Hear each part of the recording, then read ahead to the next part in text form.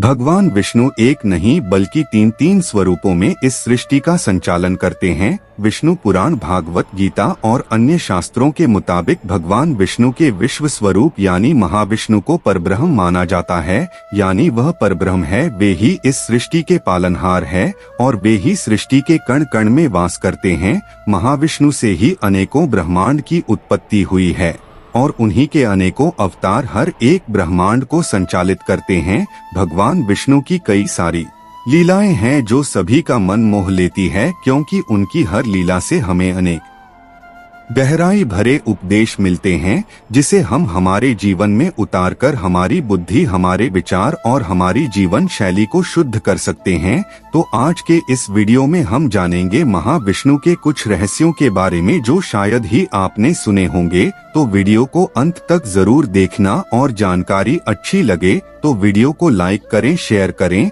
और चैनल को सब्सक्राइब करके बेल आइकॉन जरूर दबाना। तो ट्रू कॉमन ज्ञान के इस वीडियो में आपका दिल से स्वागत है। विष्णु पुराण, भागवत गीता और अन्य कई शास्त्रों के अनुसार भगवान विष्णु को ही परब्रह्म बताया गया है और वेदों, शिव पुराण और सेवागम के अनुसार सदाशिव को परब्रह्म माना जाता है। लेकिन आज हम बात करेंगे श्री हरि यानी भगवान विष्णु के रहस्यों के बारे में। दोस्तों, अलग अलग शास्त्रों और पुराणों में महाविष्णु के परब्रह्म होने की बात का अलग अलग उल्लेख मिलता है। कुछ शास्त्रों और ग्रंथों में यह कहा गया है कि भगवान विष्णु के 8वें अवतार भगवान श्री कृष्ण है, जिन्होंने द्वापर युग में जन्म लिया था। और वहीं कुछ शास्त्रों में बताया गया है कि भगवान विष्णु 3 रूपों में बंटे हुए हैं और यह सभी रूप श्री कृष्ण से अवतरित हुए हैं। सनातन धर्म के कुछ ग्रंथों के अनुसार भगवान विष्णु के जिन 3 रूपों का वर्णन मिलता है वह है कर्णोदयी विष्णु। गर्भोपनिषद करने वाले भगवान श्री कृष्ण ने लिया था। भगवान श्री कृष्ण के महाविष्णु अवतार जब सांस छोड़ते हैं तब उनकी नाक से अनेकों ब्रह्मांड की उत्पत्ति होती है और जितने भी ब्रह्मांड पैदा होते हैं उन हर एक ब्रह्मांड में एक एक भगवान विष्णु स्थापित होते हैं और उन्हीं भगवान विष्णु को गर्भोपनिषद कई अवतार प्रकट होते हैं जो हर एक एक ब्रह्मांड को संचालित करते हैं। शास्त्रों के अनुसार गर्भद अक्षय विष्णु के ऊपर ही सृष्टि का भार टिका हुआ है और इन्हीं विष्णु रूप की नाभि से ब्रह्मा जी उत्पन्न हुए थे। यानी जितने भी ब्रह्मांड है उन सभी में एक विष्णु है और एक ब्रह्मा जी भी है। और इसके बाद आखिर में आते हैं क्षीरोदक्षा विष्णु, जो कि क्षीर सागर में माता लक्ष्मी के साथ विराजमान है और वे ही सृष्टि के कण कण में वास कर हैं। क्षीरोदक्ष विष्णु वह विष्णु अवतार है जिन्हें हम मनुष्य के बीच पूजा जाता है, यानी इस धरती पर क्षीरोदक्ष विष्णु की पूजा का विधान है। तो इस तरह से इस सृष्टि में एक नहीं बल्कि भगवान विष्णु के 3 स्वरूप है। भगवान विष्णु से जुड़ी कई पौराणिक कथाएं प्रचलित है जिनका उल्लेख हमें शास्त्रों में मिलता है। तो उन्हीं में से एक कथा के अनुसार भगवान विष्णु 4 महीने के लिए सो जाते हैं। उस दौरान कोई भी शुभ कार्य नहीं किया जाता, लेकिन आखिरकार भगवान विष्णु को क्यों 4 महीने तक सोना पड़ता है? तो पौराणिक कथा के अनुसार राजा बलि ने जब तीनों लोकों पर अपना अधिकार जमा लिया था तो उससे घबराकर इंद्रदेव भगवान विष्णु के पास पहुंच जाते हैं और उनसे इनका उपाय करने की प्रार्थना करते हैं।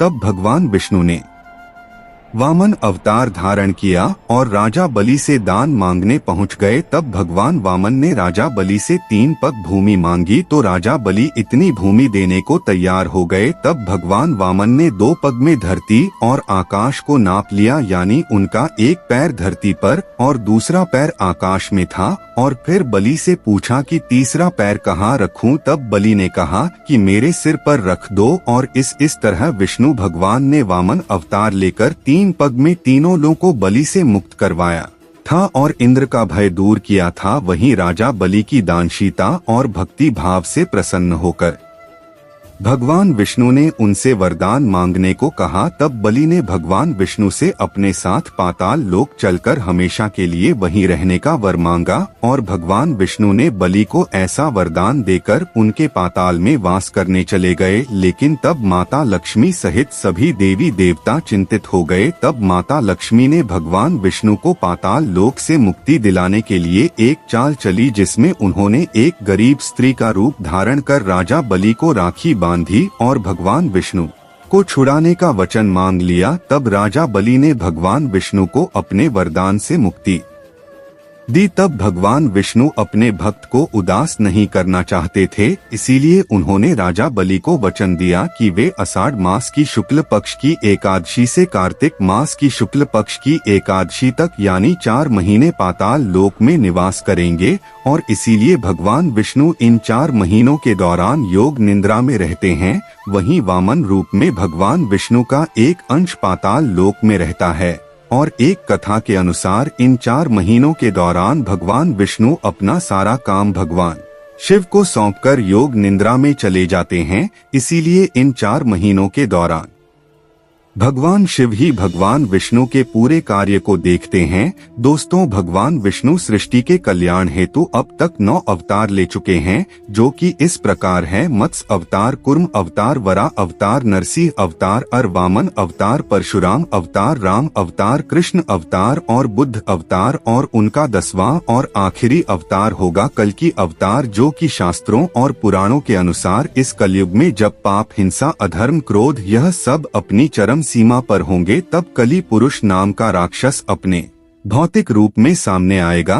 तब कली पुरुष का वध करने हेतु ही भगवान विष्णु कल की अवतार धारण करके सबके सामने आएंगे। दोस्तों, हमने कली पुरुष और कल की अवतार की कथा पर एक डिटेल में वीडियो बनाई है, उसे अगर आपने नहीं देखा तो एक बार जरूर देखना। और अगर यह जानकारी आपको अच्छी लगी हो तो वीडियो को लाइक करें, शेयर करें और चैनल को सब्सक्राइब करके बेल आइकॉन जरूर दबाएं। तो मिलते हैं ऐसी ही एक और अगली वीडियो में। ओम नमो भगवते वासुदेवाय नमः। हर हर महादेव। जय श्री विष्णु।